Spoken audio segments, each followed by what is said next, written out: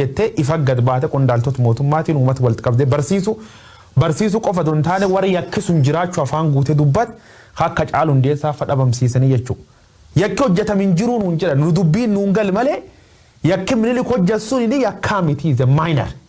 Ankasuun caalu hojjedhee sana agarsiisaa nuun jechuuf ture. That is what we have been watching for the last 6 years. Waggaa jaan darbe wanni nu daawwachuu jiru yakki Minilik tuffachiisee jechuudha. Minilik seena Oromoo keessatti seena Itoophiyaa keessatti Oromoot Arsii Oromoot Harargee weeraree harka muree arma muree jecha dhageen. Qaam nama hardhisi. Qaam nama hardhisi. Harka arma muree qaam nama hardhisi.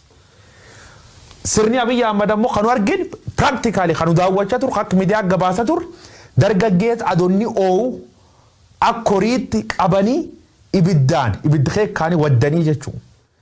Dargaggeessa harka duwwaa jir mani dhaati baasanii jimlaarra shana turanii jechuudha.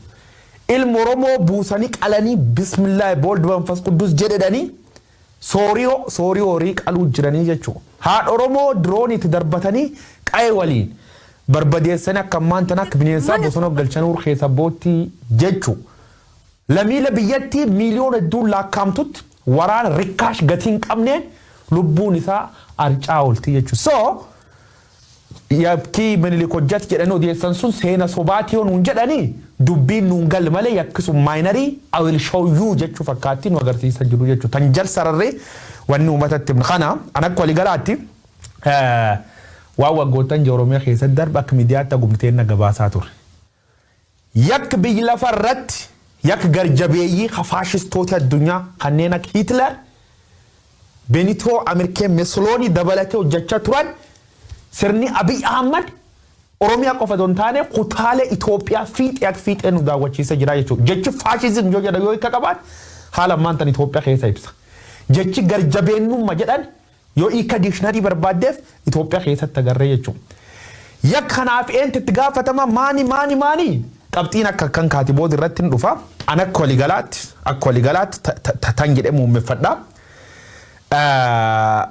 Waan dhabna argachuu qabnaa jennee garee uummata keemmii tokko angorra kaamnee adoon beekin garee sun caala garjabeeyyii barcumaa finne biyyallee diigne saballee diigne haadha Oromoo boochinee jedhetti naman. So akka dargaggoota Oromoo yookaan akka warqabsa Oromoo keessatti guyyaa tokko taate dargaggeessi gahee tapha nuun cuftinu wanni nu gaddisiisu qaba.